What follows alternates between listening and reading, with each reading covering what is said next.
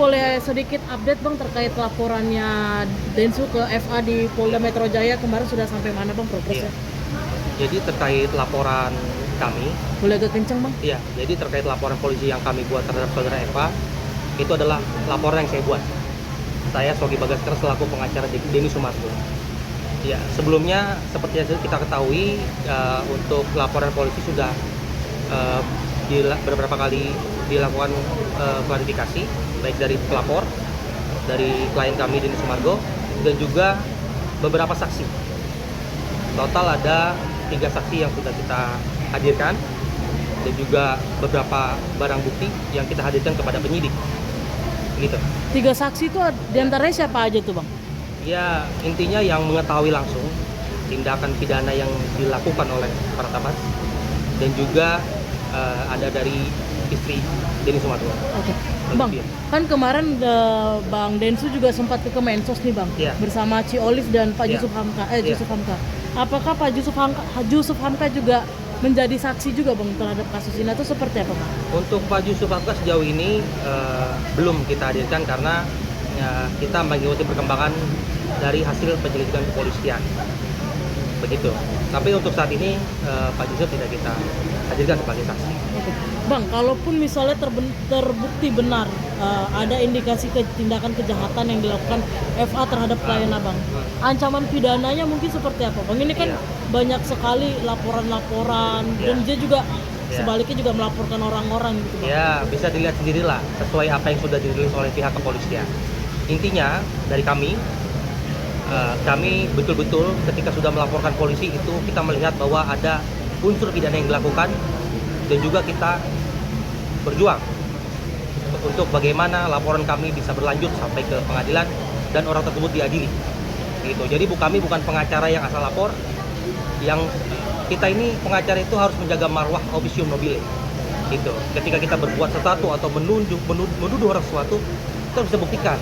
Jadi jangan menghilangkan martabat pengacara, membuat asal laporan gitu. Bang, berarti dari pihak Bang Densu sendiri emang benar-benar ingin membuat si FA ini jerah gitu Bang? Ya, kita lihat aja. Tapi yang pasti, saya selaku kuasa hukum Denny Sumargo, kita betul-betul pantang mundur lah. Untuk hal ini, ya memang Bang Densu ingin berikan pelajaran.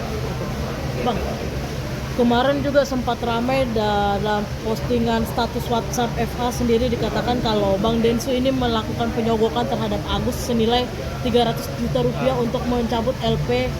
Mungkin seperti apa Bang mungkin?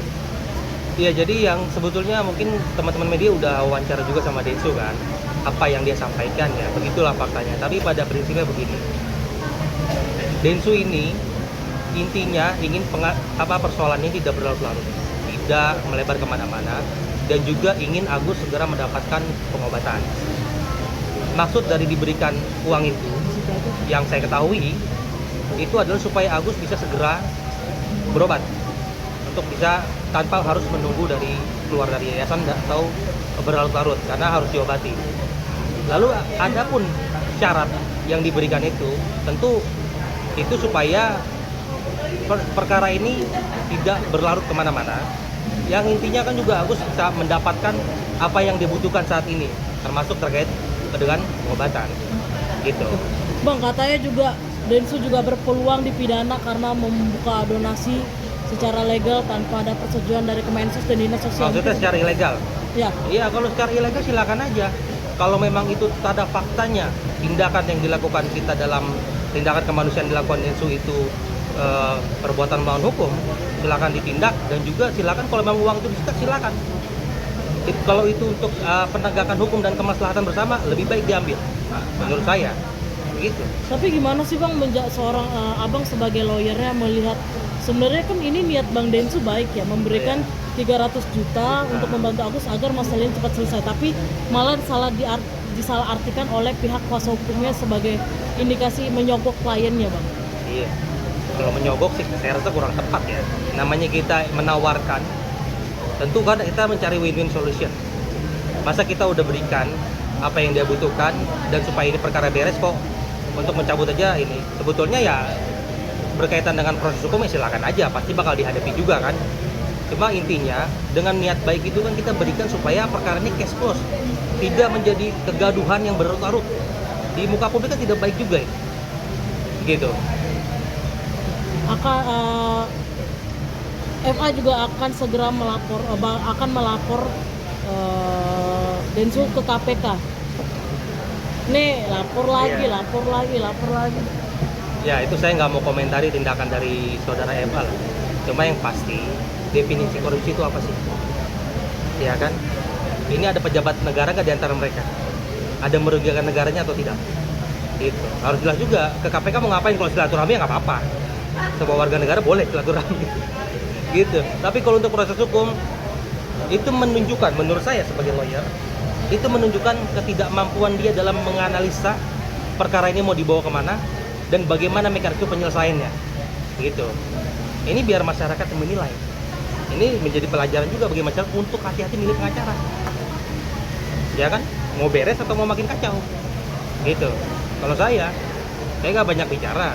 Gitu. Tapi sekiranya saya bicara ke media, itu karena saya perlu sampaikan supaya tidak simpang siur. Bukan saya menimbulkan isu baru. Gitu. Bang, katanya juga FA tidak menerima kalau klien abang menelpon Agus terkait agar masalah itu cepat selesai. Gimana sih bang? Ini berarti kan bisa... Emang dilarang kita komunikasi sama Agus. Kecuali saya, kalau bicara langsung sama klien dia, secara etik tidak tepat, karena udah ada kuasanya. Ini antar prinsipal kok, klien saya menghubungi dia. Dulu waktu dibuka donasi kan dia nggak ada pengacara juga. Dan donasi itu atas perintah Densu karena kasihan.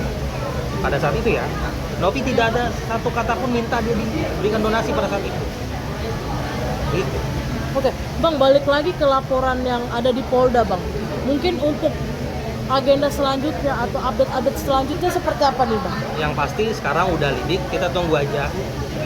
Dalam waktu dekat terlapor akan diperiksa. Lalu nanti tentu akan menghadirkan ahli. Kami akan menghadirkan beberapa ahli yang menguatkan bahwa laporan kami memenuhi unsur pidananya. Kehadiran si Olive juga saat pemeriksaan kemarin, Ya. mungkin ditanya seputar apa aja sih bang? Dan berapa pertanyaan gitu? Ya, kurang lebih ada 15 pertanyaan ya pada saat pemeriksaan. Dan ada beberapa saksi kurang lebih sama pertanyaannya. Dan intinya peristiwa-peristiwa itu diketahui langsung oleh mereka. Diketahui langsung. Gitu. Jadi pada saat ancaman itu mereka ada. Gitu. Dan kalau kita bicaranya pengancamannya hanya pada saat peristiwa 1 November kalau tidak salah. Ya mungkin saudara FA bisa ingat-ingat lagi.